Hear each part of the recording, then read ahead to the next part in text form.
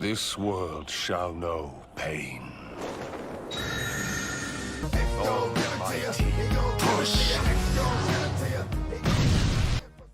Wizards or sages, as they prefer to call themselves, appeared on this land not too long ago. Contemporary scholars, however, argue that the traces of sages can be dated far back to the ancient times. In a world far away from this world, there was a circle of knowledge seekers specializing in supernatural phenomena. Knowledge was their light, calling, and treasure. Seeking knowledge and truth became quite literally the most noble cause of their lives. The community was divided into several schools throughout the history. The god Aithea, specializing in ancient elements, was the most powerful and respected school of sages. There was also a school of the thought focused on the earth and lightning elements. It was called Le Breve, and it only consisted of witches and female sages. Although Le Breve was a young organization, its growth was being expedited by a gifted witch named Deneve.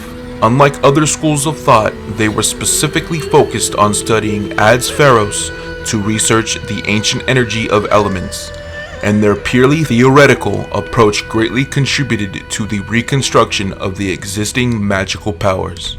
One of Deneve's most prized achievements in the invention of the teleport technique by approaching Ad's Pharos from a completely new perspective. The teleport technique was received well and highly acclaimed within the sage community that it became a prerequisite skill for all the sages to learn. Even after successfully executing the teleport skill for the very first time, Deneve never stopped her research, unlike other sages. She believed that an unknown world existed outside the existence of the very world she lived in. This firm belief motivated Deneve to concentrate even more on Ad's Pharos. Deneve's dedication finally came to fruition. She finally discovered a method to commune with the primal force of the two elements. Though the newly discovered method, Deneve could summon the keepers Gor and Tet and reach the enlightenment by communing with them. Deneve created a Sphera, an artifact through which she could freely utilize the new method. She carried the Spheras with her anytime, anywhere, completely breathing through and living with the purity of the two elements. The newly invented artifact was named Ad Sphera, after the subject she specialized in.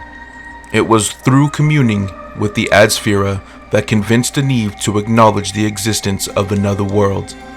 It was a dangerous move, but Deneve risked herself and everything she had to attempt to teleport to another world. After a series of glaring lights and bombastic noises, Deneve found herself on a foreign land where day and night existed. She was the first sage to make it to the other world. Thrilled to experience the new world and fresh energy, Deneve went out of her way to absorb all the knowledge she could. From one new land to another, her journey continued. From this journey, Deneve had learned that the world consists of everything the sages had been studying, and also that she was not the first to travel interdimensionally. Someone went ahead of her, and Deneve wanted to identify the pioneer. Just as Deneve was trying to teleport to another world in search of the traces of the pioneer, she felt a tremendous force trying to dismantle the boundary between dimensions. As soon as the boundary was destroyed, Deneve started dreaming of herself being engulfed by a colossal black lump. She was unable to process a single thought when she woke up. The only thing she could barely feel was the land she was stepping on felt somehow familiar. During this time, the god Aithea was the leading organization of sages in the distant world. Founded by three young wizards, god Aithea sought pure knowledge of ancient elements, and they were also working on their very own Sphera. A particular wizard among the three, codenamed Lord Red, was the wisest of all, within and outside the god Aithea. He was always a step ahead, and all researches conducted within god Aithea could not come to fruition without him. Lord Red was proud of his position, and always strived for perfection.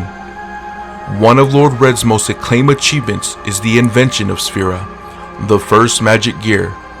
Lord Red named this first gear the God Sphera, after god Aithea. After the invention of Sphera, his studies saw a giant leap. He was able to summon and commune with two puppets using Godsfera, named Marg, the Guardian of Fire, and Arne, the Guardian of Water. Marg had a destructive potential, and Arne provided a spiritual support. The achievement was both blessing and curse, especially because of Marg, the Guardian of Fire. Its destructive nature was sometimes difficult to take under control.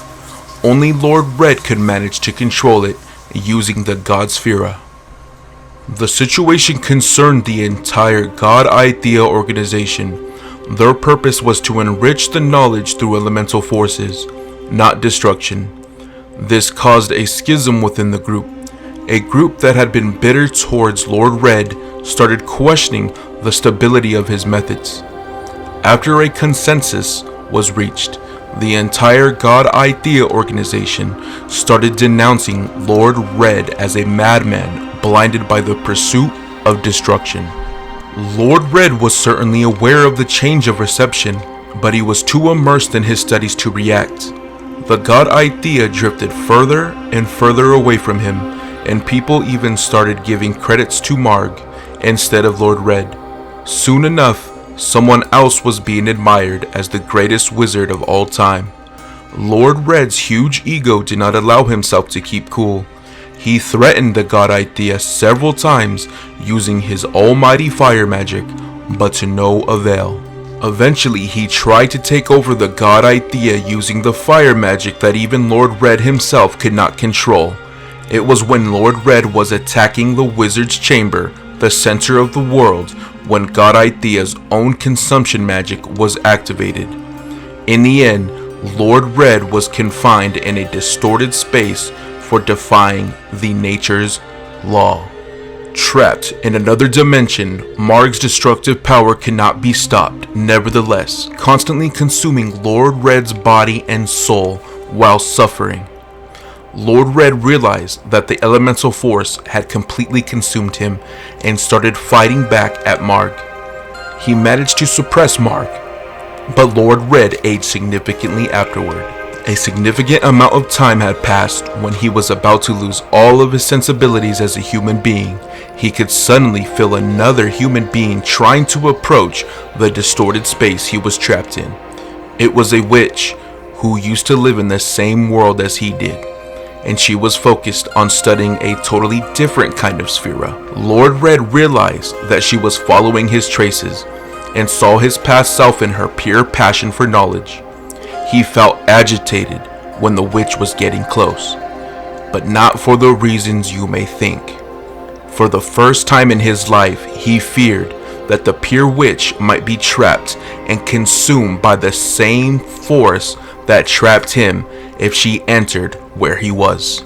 In order to reconstruct his soul and to save the witch, Lord Red ended up destroying the Godsfera. In doing so, dissolved the boundary in the pillar of space travel, and eventually he was swept away in a gigantic explosion. He woke up and opened his eyes, and he could finally feel human emotions forming inside him. When he looked at his own reflection in the lake, he felt as though the lake had saved his life.